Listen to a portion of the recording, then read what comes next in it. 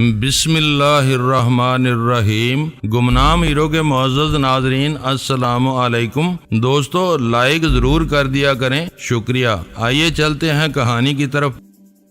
Engine start کر کے فوری طور پر گاڑی آگے بڑھائی اور بائیں ہاتھ سے اپریٹس اٹھا کر اپنے آدمیوں کو ہدایت دینے لگا۔ میں نے اپنی تمام تر وحشت کے باوجود یہ بات خاص طور پر نوٹ کی کہ اس نے عورت کو فوری طور پر اسٹیشن 4 پہنچانے کی ہدایت کی تھی۔ یہ بہت برا ہوا۔ اپنے کام سے نمٹ کر اول خان نے پرملال آواز میں پہلا تبصرہ کیا۔ وہ ہماری توقع سے زیادہ چلاک ثابت ہوا۔ اس نے آخری لمحات پر اپنا پروگرام بدل کر ہمیں مات دے دی۔ کیا تم کو اتنا وقت بھی نہیں ملا کہ مجھے ہوشیار کر دیتے؟ آئی مین فون پر تھا اور اس کا آدمی کاؤنٹر پر کھڑا ہوا تھا۔ میں چلنے میں ذرا سی تاخیر کرتا تو بات بگڑ جاتی۔ مجھے معلوم ہے، وہ سر ہلاتے ہوئے بولا۔ تم کو ذرا سی بھی مہلت مل جاتی تو اس وقت کا نقشہ مختلف ہوتا۔ سب کچھ اس قدر اچانک ہوا کہ مجھے سوچنے سمجھنے یا کچھ کرنے کا موقع نہیں ملا۔ میں نے متاسفانہ لہجے میں کہا، پھر پوچھا، اب ہم کہاں جا رہے ہیں؟ میڈم کو پکڑ لیا گیا ہے، میرے آدمی اسے اپنے ساتھ اسٹیشن 4 لائیں گے۔ ہم بھی ویرا کو لے کر اسی طرف جائیں گے۔ یہ بھی مجبوری ہے، اس وقت وہ عورت اکلوتی کڑی ہے، اس کے سہارے شاید ہم آگے بڑھ سکیں۔ میرا دل کہہ رہا تھا کہ آئی مین نے اپنا جو پروگرام دیا ہے وہ اس پر عمل نہیں کرے گا۔ چوک ہو گئی۔ ہم دوسروں کے دماغ پڑنے سے قاصر ہیں، کہیں نہ کہیں رسک لینا پڑتا ہے۔ اگر اس گاڑی پر 3 فائر نہ کیے گئے ہوتے تو بات نہ بگڑتی۔ وہ مجھے سلور آئی دکھا کر لوٹ جاتا اور میں بعد میں کسی موقع پر اسے دوبارہ گھیر سکتا تھا۔ فائرنگ نے یہ ثابت کر دیا تھا کہ میں آئی مین کے مخالفوں میں سے تھا اور اسے دانستہ پھانسنے کی کوشش کر رہا تھا۔ میں نے وہ بات اول خان سے نہیں کہی ورنہ وہ دل گرفتہ ہو جاتا۔ اس نے اضطراری طور پر وہی کچھ کیا جو اسے کرنا چاہیے تھا۔ اس میں اگر مگر کی کوئی گنجائش نہیں تھی۔ میں نے راستے سے فارمیسی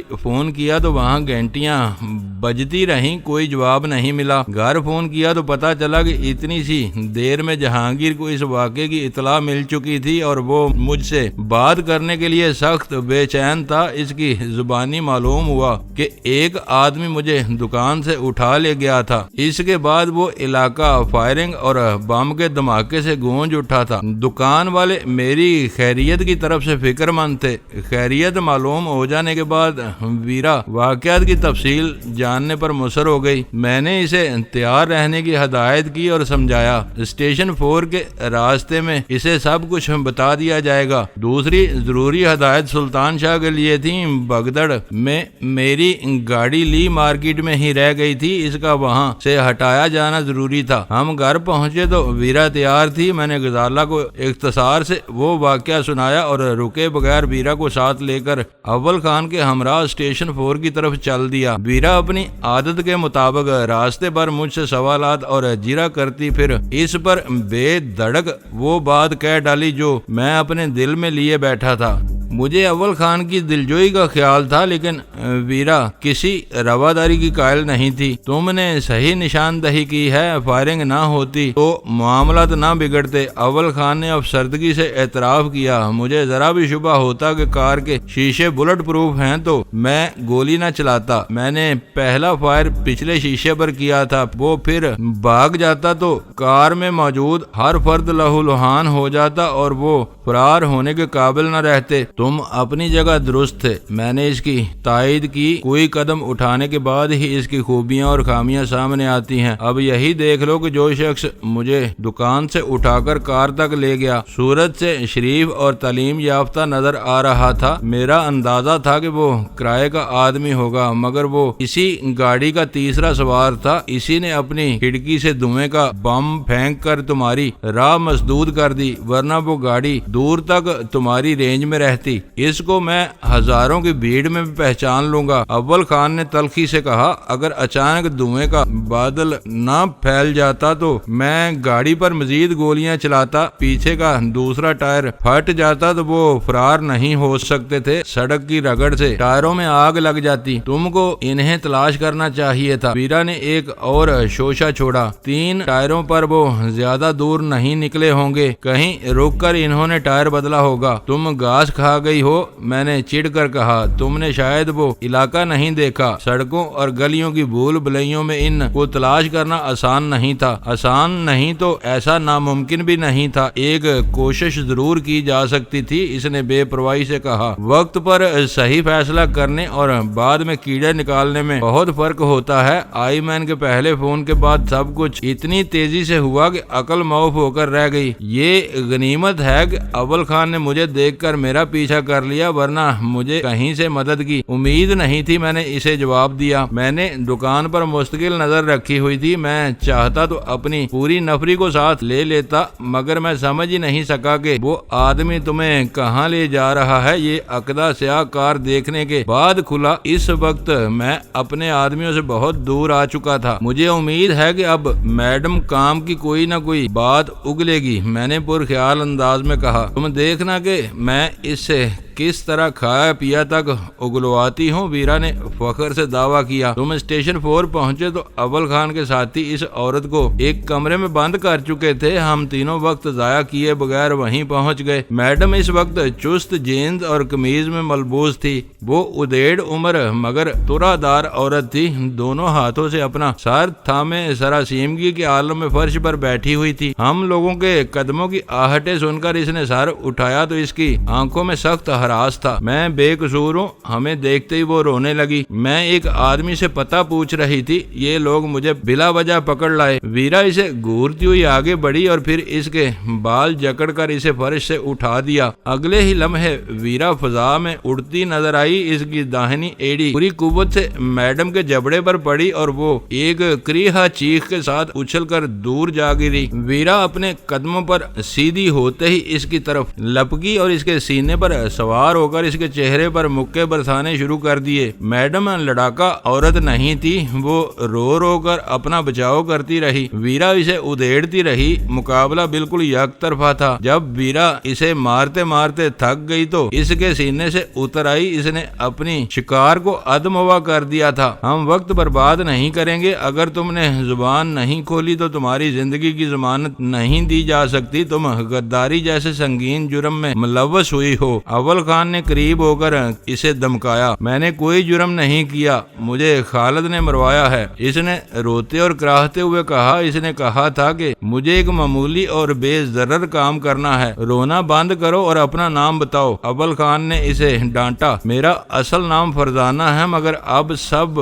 میڈم کہتے ہیں، اس نے ڈبڈبائی ہوئی آنکھوں سے اول خان کی طرف دیکھتے ہوئے روحانسی آواز میں بتایا۔ یہ خالد کون ہے؟ اس بار میں نے سوال کیا۔ اس نے جو کچھ کیا وہ ہمارے سامنے تھا، اس سے بہت زیادہ معلومات حاصل ہونے کی توقع نہیں تھی۔ کلیدی بات یہ تھی کہ اسے کس نے منیر کو الجھانے کے کام پر مامور کیا تھا، ہمارا اگلا شکار وہی شخص ہونا تھا۔ میرا پرانا دوست ہے، ناظمہ آباد میں رہتا ہے، اس نے اپنی گلو خلاصی کے لیے ایک قدم آگے تک جواب دے ڈالا۔ ہمیں اس کا پتہ درکار ہے تاکہ اس سے تمہارے بیان کی تصدیق کی جا سکے، میں نے سختی سے کہا۔ میں نے کبھی اس کا گھر نہیں دیکھا، فرزانہ بجھی ہوئی آواز میں بولی۔ اسی نے بتایا تھا کہ وہ ناظم آباد میں رہتا ہے، مجھے اس کا فون نمبر یاد ہے۔ اس نے نمبر بتایا جس کے ابتدائی 3 ہندسے ناظم آباد کی نشاندہی کر رہے تھے۔ اب تم دیکھ لو کہ یہ اپنی دوسری سرگرمیوں کے بارے میں کیا بتاتی ہے، میں نے ویرا سے کہا اور اول خان کو اشارہ کر کے باہر نکل گیا۔ اول خان بھی میرے پیچھے باہر آ گیا۔ ہمیں فوری طور پر خالد تک پہنچنا چاہیے، اس نے میرے ساتھ چلتے ہوئے کہا۔ ہو سکتا ہے کہ وہ کسی تیسرے کی نشاندہی کرے، ہمیں ان لوگوں کو سنبھلنے کا موقع نہیں دینا چاہیے۔ میں خود اسی فلسفے کا قائل تھا، دشمنوں کو ذرا بھی مہلت دینے کا مطلب اپنی موت کو دعوت دینا ہوتا ہے، اور آئی مین ہماری توقع سے کہیں زیادہ چالاک ثابت ہوا تھا۔ اس کے آدمیوں کو پہلی فرصت میں کچلنا تھا تاکہ وہ اپنے ناپاک عزائم کو آگے بڑھانے میں کامیاب نہ ہو سکیں۔ اپنے دفتر میں آ کر اول خان نے ٹیلی فون کے محکمے میں اپنے دوست کو فون کر کے فرزانہ کا بتایا ہوا نمبر دے دیا اور اس سے جلد از جلد پتہ دینے کا وعدہ لے کر فون بند کر دیا۔ میں جہانگیر کو آئی مین کے بارے میں بتا چکا تھا، جو رہ گیا تھا وہ اس نے صبح کے اخبارات میں خود پڑھ لیا ہوگا۔ مجھے اندازہ تھا کہ اپنے دونوں ملازمین سے ملنے والی ادھوری معلومات پر وہ کس قدر پریشان ہوگا، اسے یہ بتانا بھی ضروری تھا کہ مطلع صاف ہونے تک وہ دکان بند کرا کے اپنے دونوں آدمیوں کو گھر بٹھا دے تاکہ آئی مین کی کسی جوابی کارروائی میں مال کے ساتھ ساتھ جانی نقصان بھی نہ اٹھانا پڑے۔ اول خان کے دفتری فون پر خالد کے پتے کے بارے میں کال آنے والی تھی، اس لیے میں نے موبائل فون پر جہانگیر کے گھر کا نمبر ملا لیا۔ خدا کا لاکھ لاکھ شکر ہے کہ تمہاری آواز سننے کو ملی۔ میری آواز پہچانتے اس کی مسرت سے لبریز آواز سنائی دی۔ منیر اور قمر نے مجھے جو تشویشناک خبر سنائی تھی ان سے میں پریشان ہو گیا تھا۔ مجھے ڈر تھا کہ کہیں دشمنوں نے تمہیں اغوا نہ کر لیا ہو۔ یہ سب تمہارے کرتوتوں کا خمیازہ ہے جو میں بھگت رہا ہوں۔ میں نے کون سے کرتوت کیے ہیں جن کا تم تانا دے رہے ہو؟ اس کی گھٹی گھٹی آواز آئی۔ کیا تم دکان پر عورتوں کو بلا کر ان کے ناز نخرے نہیں اٹھاتے تھے؟ یار خدا کا خوف کرو، وہ بیچاری یتیم لڑکیاں اور غریب بیوائیں ہوتی ہیں جو مدد لینے کے لیے میرے پاس آتی ہیں۔ بہت شوق ہے تمہیں ایسی عورتوں لڑکیوں کی مدد کا۔ کیا لڑکے یتیم اور بے سہارا نہیں ہوتے؟ ایسا کرو کہ اپنی دکان کا نام بدل کر گولڈن فارمیسی اینڈ یتیم خانہ رکھ لو تاکہ شہر کے سارے ضرورت مندوں کو تم تک پہنچنے میں آسانی ہو۔ تم بلا وجہ بات کا بتنگڑ بنا رہے ہو، یہ کیوں نہیں بتاتے کہ کیا ہوا ہے؟ منیر سے پوچھ لو۔ ایک عورت ہماری شامت بن کر وہاں نازل ہوئی اور ہم کو بھاگنا پڑا۔ اب ملوں گا تو تم کو تفصیل بتاؤں گا۔ سنا ہے کہ وہاں فائرنگ ہونے کے ساتھ بم بھی چلے ہیں۔ یہ پوچھو کہ کیا نہیں ہوا، بس زندگی تھی جو بچ گئی۔ اب دکان کو تالا لگا دو۔ میری اگلی ہدایت تک تم یا تمہارے آدمی دکان کا رخ نہیں کریں گے۔ میری اس ہدایت کی خلاف ورزی کی تو ہر نقصان کے تم خود ذمہ دار ہوگے۔ کیا یہ وہی شی والا چکر چل رہا ہے؟ اس نے پوچھا۔ وہی چکر ہے۔ وہ لوگ خونخوار تیوروں کے ساتھ میدان میں اترے ہیں۔ دیکھو یہ سلسلہ کہاں جا کر ختم ہوتا ہے۔ ابھی تو تم کہہ رہے تھے کہ تازہ مصیبت کسی عورت کی وجہ سے نازل ہوئی تھی۔ شی کا چکر تھا مگر اس میں عورت کا رول اہم تھا۔ میں نے بلا وجہ اس پر روب گانٹھا، اسی لیے کہتا ہوں کہ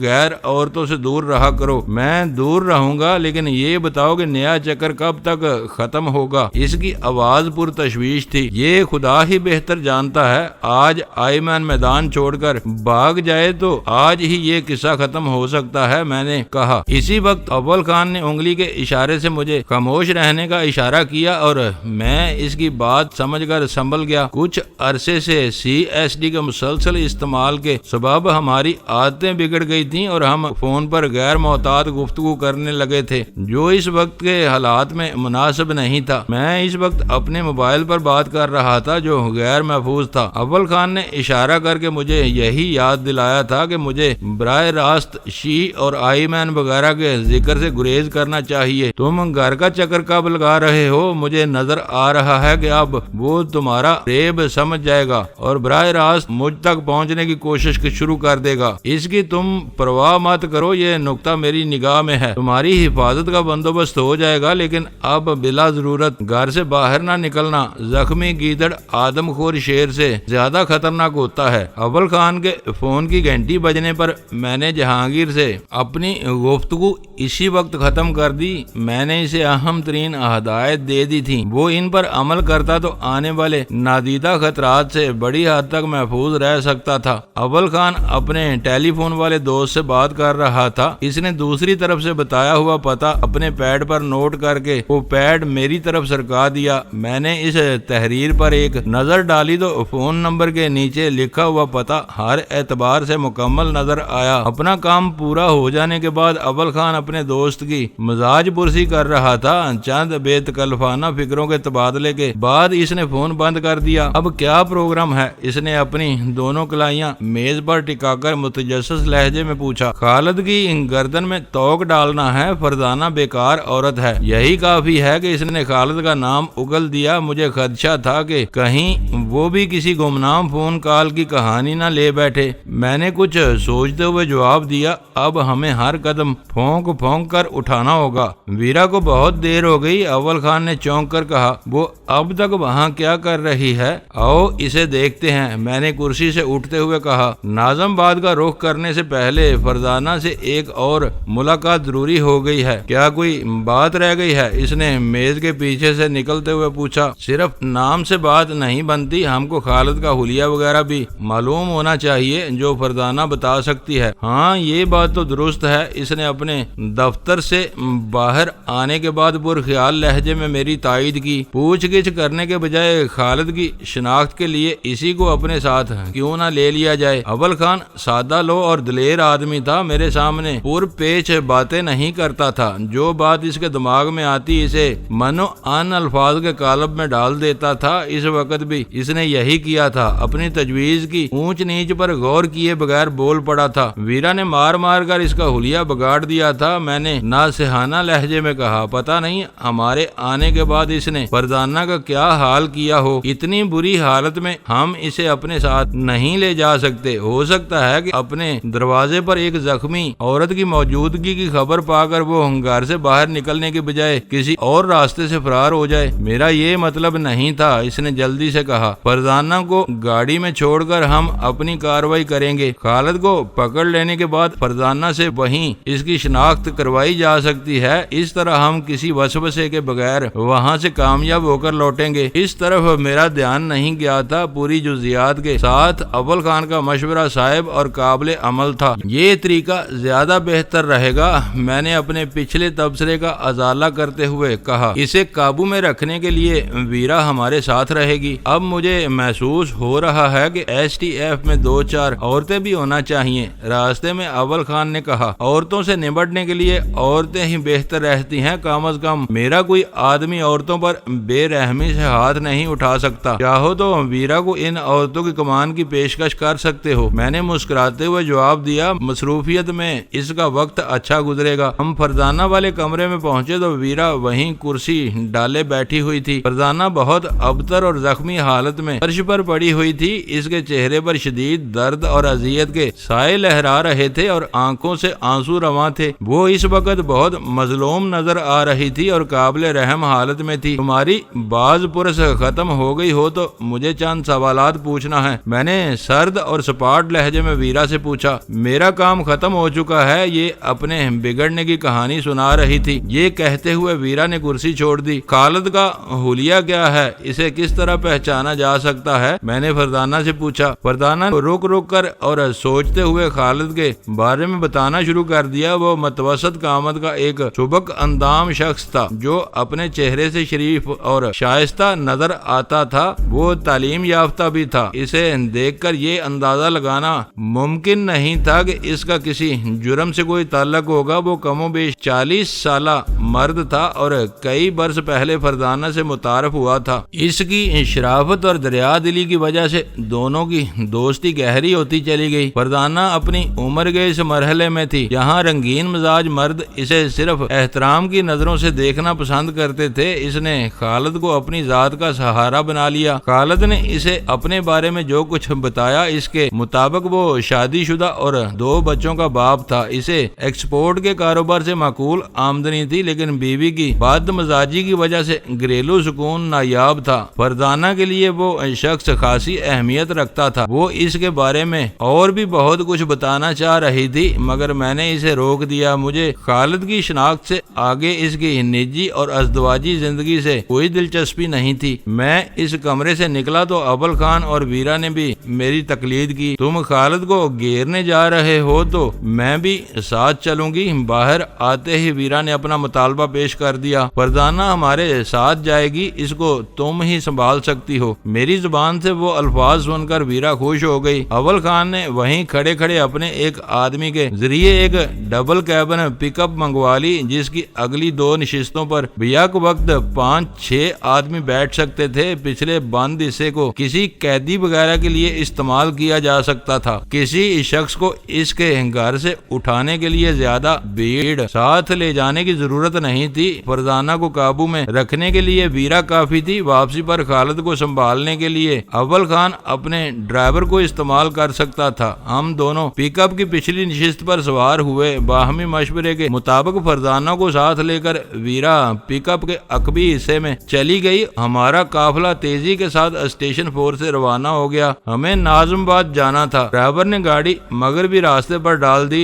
جو ملید چھاونی سے سفورہ گوٹ ہوتا ہوا یونیورسٹی روڈ پر نکلتا تھا۔ اگر وہ گھر پر موجود نہ ہوا تو کیا ہوگا؟ یونیورسٹی روڈ پر نکل آنے کے بعد اول خان نے سکوت توڑا۔ رک کر اس کی واپسی کا انتظار کریں گے، اس وقت وہ ہمارے لیے بہت اہم ہے، ہو سکتا ہے کہ اس کے ذریعے ہم اپنی پیش رفت تیز کر سکیں۔ اول خان نے خاموشی اختیار کر لی۔ ہم دونوں اپنی اپنی جگہ گہری سوچ میں ڈوبے ہوئے تھے۔ حسن اسکوائر سے ڈرائیور نے گاڑی ابن سینا روڈ پر موڑ لی۔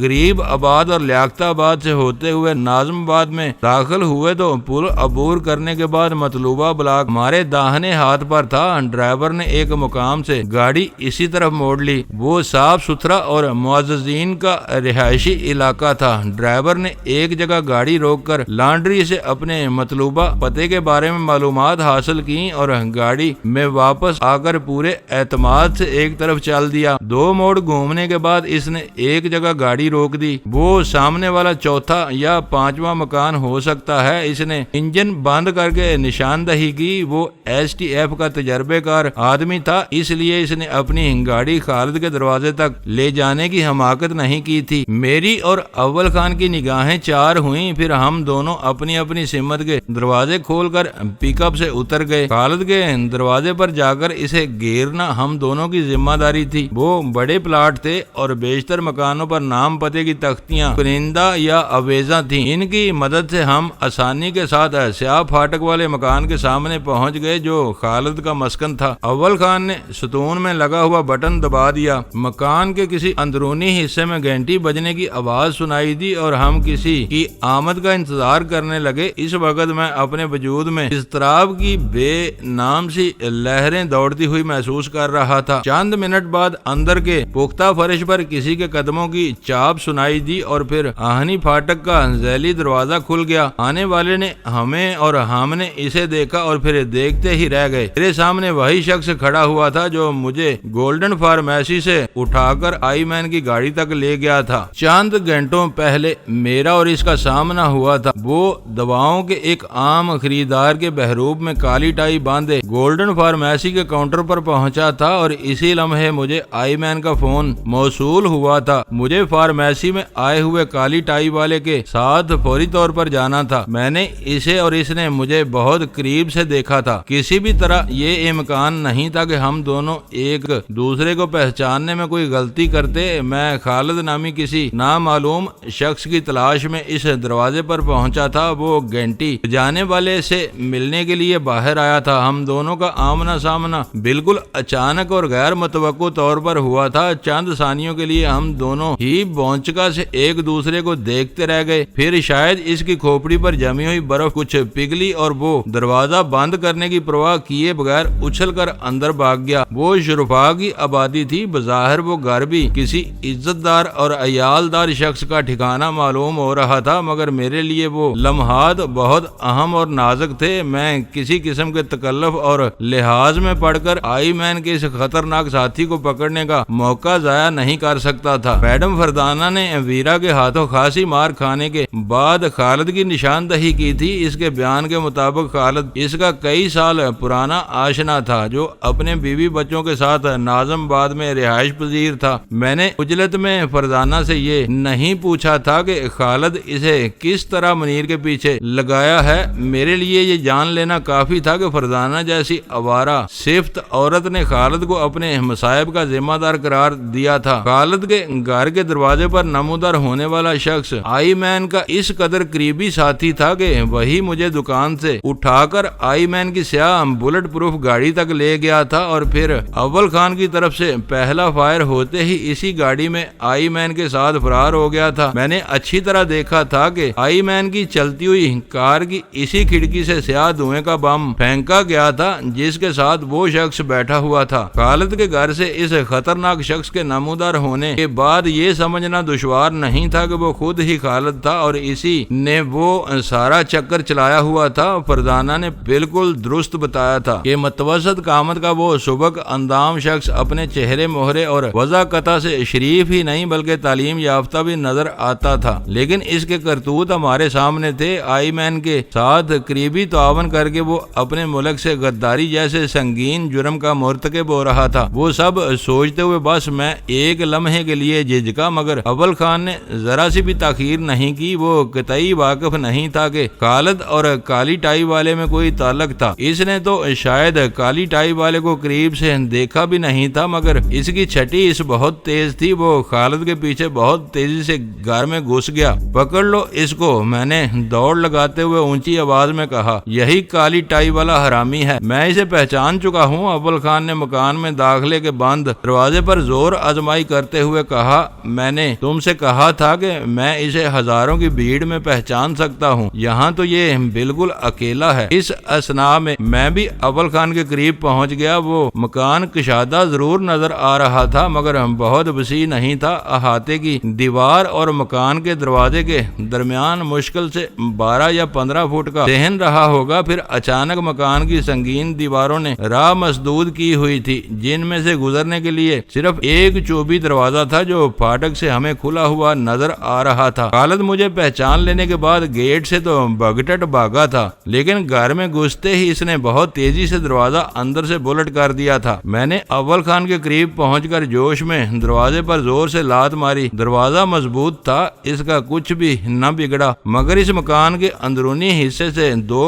خوفزدہ نسوانی چیخیں سنائی دیں۔ میرا تجربہ بتا رہا تھا کہ ان میں سے ایک چیخ کسی پختہ عمر والی عورت کی تھی، دوسری آواز کسی نو عمر لڑکی کی تھی۔ فرزانہ نے بتایا کہ خالد شادی شدہ اور 2 بچوں کا باپ تھا۔ بچوں کے بارے میں یہ تفصیل معلوم نہیں کی گئی تھی کہ ان کی جنس کیا ہے۔ میرا اندازہ تھا کہ اس کے بچوں میں ایک لڑکی ضرور ہوگی۔ وہ دونوں نسوانی چیخیں خالد کی بیوی اور بیٹی کی ہو سکتی تھیں۔ خالد کی دہشت زدہ انداز میں واپسی، بھاگ دوڑ اور پھر دروازے پر دھماکے کی آواز نے اس گھر کے مکینوں کو خوفزدہ کر دیا تھا۔ کسی بھی شریف گھرانے کے لیے وہ حالات سہما دینے والے تھے۔ میں نے بس ایک لمحے کے لیے سوچا، اگر ہم 4 دیواری کی حرمت کا پاس کرتے تو خالد کو ہمیشہ کے لیے کھو سکتے تھے۔ وہ خبیث شخص خوب جانتا تھا کہ وہ کیا کر رہا تھا۔ اسے ذرا سی بھی مہلت ملتی وہ تو پچھلے راستے سے گھر سے فرار ہو جاتا۔ بیوی بچوں سے اسے کوئی خاص رغبت نہیں تھی۔ اس کا کھلا ثبوت یہ تھا کہ اس نے میڈم کے نام سے معروف ایک فحاشہ کے ساتھ بہت قریبی مراسم استوار کیے ہوئے تھے۔ ایک بار وہ نکل جانے میں کامیاب ہو جاتا تو کراچی میں پھیلے ہوئے انسانوں کے سمندر میں اس کا کھوج لگانا دشوار ہو جاتا۔ میں تیزی سے چند قدم پیچھے ہٹا۔ اول خان نے میرا ارادہ بھانپ کر خاموشی اور بہت تیزی سے میری تقلید کی۔ کچھ فاصلے پر رک کر ہم دونوں تیزی سے دوڑ پڑے۔ ہمارے شانے پوری قوت کے ساتھ تقریباً ایک ساتھ دروازے سے ٹکرائے۔ قبضوں اور کیلوں نے پرشور آواز کے ساتھ اپنی جگہیں چھوڑ دی۔ ہم نے بر وقت سنبھالا نہ لے لیا ہوتا تو اپنی جونک میں دروازے کے ملبے کے ساتھ اندر گر کر زخمی ہو گئے ہوتے۔ گھر میں دہشت زدہ نسوانی چیخیں گونجنے کا سلسلہ جاری تھا۔ میں ٹوٹے ہوئے دروازے کے ملبے پر اول خان سے آگے نکل گیا۔ وہ ڈرائنگ روم تھا اور بالکل خالی پڑا ہوا تھا۔ اس کے پار ایک مختصر سی لابی تھی جس میں کئی دروازے کھلے ہوئے تھے۔ ایک دروازے کے پیچھے ایک عورت اپنی 13-14 سالہ لڑکی کے ساتھ اچھل اچھل کر خوف و دہشت سے چیختی جا رہی تھی۔ ان دونوں کے چہرے خوف سے سفید ہو رہے تھے۔ وہ مشینی انداز میں فضا میں دونوں ہاتھ چلائے جا رہی تھی۔ مجھے اور اول خان کو دیکھ کر ان کی چیخیں مزید بلند ہو گئیں۔ خاموش، میں نے مصنوعی گراہٹ کے ساتھ کہا اور وہ دونوں سہم کر ایک دم خاموش ہو گئیں۔ اس وقت اول خان میرے ساتھ نہیں تھا، وہ اپنے شکار کی تلاش میں کسی اور سمت میں نکل گیا تھا۔ خالد کہاں ہے؟ میں نے مختصر ترین توقف کے بعد اس عورت سے پوچھا جو بادی النظر میں اس کی بیوی معلوم ہو رہی تھی۔ وہ پیچھے گئے ہیں بھاگتے ہوئے، اس نے خوف سے پھنسی آواز میں جواب دیا۔ اس وقت تک ان دونوں کی چیخیں اپنا رنگ دکھا چکی تھی۔ مکان کے باہر سے کئی ملی جلی مردانہ آوازیں سنائی دینے لگی تھیں اور کوئی خالد بھائی کہہ کر اندر کے حالات کے بارے میں استفسار کر رہا تھا۔ شاید ان لوگوں کے پڑوسی اندر گھسنے سے پہلے یقین کرنا چاہ رہے تھے کہ گھر والوں کی مدد کے لیے ان کی مداخلت ناگزیر ہو چکی تھی۔ میرے میرے لیے وہ آثار اچھے نہیں تھے، ہم دونوں عام شہری لباس میں تھے، اس لیے کسی کا ہم سے معروب ہونے کا کوئی امکان نہیں تھا۔ براہ راست آمنا سامنا ہونے پر ان کا کوئی بھی مسلح پڑوسی ہمیں چور یا ڈاکو سمجھ کر گولی مار سکتا تھا۔ میں اندازے کی بنا پر اس سمت میں بڑھ گیا جدھر مکان کا پچھواڑا ہو سکتا تھا۔ جلدی آؤ، اول خان کی پرجوش آواز نے میری رہنمائی کی۔ دروازہ کھلا ہوا ہے، وہ پیچھے سے باہر بھاگ گیا ہے۔ میری موجودگی کی دہشت سے چھٹکارا حاصل کرتے ہی دونوں عورتوں نے نہ صرف چلانا شروع کر دیا تھا بلکہ اپنے پڑوسیوں کو مدد کے لیے پکارنا بھی شروع کر دیا تھا۔ میں ان کی پرواہ کیے بغیر اول خان کی آواز اور اس کے قدموں کی دمک کے سہارے پیچھے کے کھلے ہوئے دروازے تک پہنچ گیا۔ میں مکان کی آخری دہلیز پر تھا کہ فضا اچانک ایک ہولناک فائر سے گونج اٹھی، اس کے ساتھ کسی بھاری جسم کے زمین پر گرنے کی دمک سنائی دی۔ لمحہ بھر کے لیے میرا دل دھک سے رہ گیا۔ وہ اول خان کے بڑے بور کے ریوالور کی آواز ہرگز نہیں تھی۔ وہیں اوٹ میں رہنا کھلی ہوئی عقبی گلی سے آنے والے بدبو کے جھونکوں میں اول خان کی اضطراری آواز آئی، وہ ایک آڑ میں ہو گیا ہے اور مسلح ہے۔ میں نے پھرتی سے اپنا ریوالور بھی نکال لیا۔ بہتر یہی ہوتا کہ اس گنجان آباد رہائشی علاقے میں کوئی گولی چلائے بغیر ہمارا کام ہو جاتا، لیکن حریف نے فائرنگ کی ابتدا کر دی تھی تو پھر 2-4 مزید فائر ضروری ہو گئے تھے۔ ان گولیوں سے خالد کا کچھ بگڑتا یا نہ بگڑتا، محلے کے وہ خدائی فوجدار ضرور خوفزدہ ہو جاتے جو عورتوں کی چیخوں پر بے چین ہو کر ان کی مدد کے لیے اپنے گھروں سے نکل آئے تھے اور خالد کے دروازے پر جمع ہو گئے تھے۔ وہ کسی بھی لمحے مجھ تک پہنچ سکتے تھے۔ وہی واردات شہر کے کسی متبول علاقے میں ہوئی ہوتی تو فلک شگاف چیخوں پر کوئی دوسروں کے معاملات میں اپنی ٹانگ اڑانے کی ضرورت محسوس نہ کرتا، مگر بدقسمتی یہ تھی کہ خالد شہر کی ایک متوسط آبادی میں مقیم تھا جہاں پڑوسیوں کے درمیان بڑھتی ہوئی بیگانگی کے باوجود لوگ کسی نہ کسی حد تک اپنی معاشرتی ذمہ داریوں کا ادراک رکھتے تھے۔ ان لوگوں کا جذبہ بہت نیک تھا مگر ہماری کارروائی کے مقاصد نیک ترین تھے۔ ہماری کامیابی کے لیے ان لوگوں کا خوفزدہ ہو کر فرار ہو جانا ہی سب سے بہتر تھا۔